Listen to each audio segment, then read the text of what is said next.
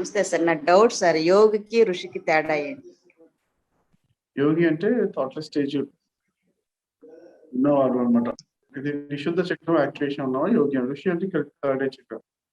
So third ఏ అంటే మన thoughtless stage లో ఉంటుంటే శక్తి పెరుగుతుంది మనకు కనిపించిన స్టార్ట్ అవుతుంది అనమాట.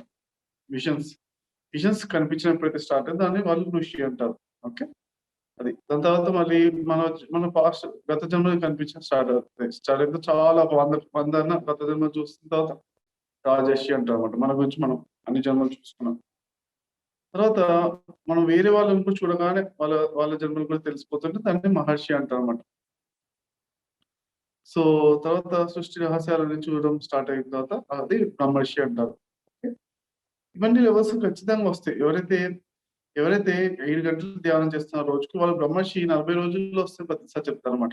అంటే అంత లెవెల్ ఆటోమేటిక్ వస్తుంది. అది ఒక్కసారి మన లోపలికి ఆ బ్రహ్మర్షి యొక్క లెవెల్ అనమాట. అవన్నీ కూడా ఒకసారి తెలుస్తుండొచ్చు, తెలియకపోయి ఉండొచ్చు. మనం ఆ లెవెల్ కి ఆ ఫ్రీక్వెన్సీ ట్యూన్ అయిపోతాం.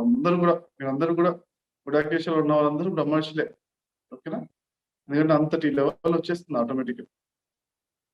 అది ఖచ్చితంగా అంతటి హైయెస్ట్ లెవెల్ లోపల ఉన్న వాళ్ళు గుడాకేశ్లో ఉన్న వాళ్ళు ఫ్రెండ్స్.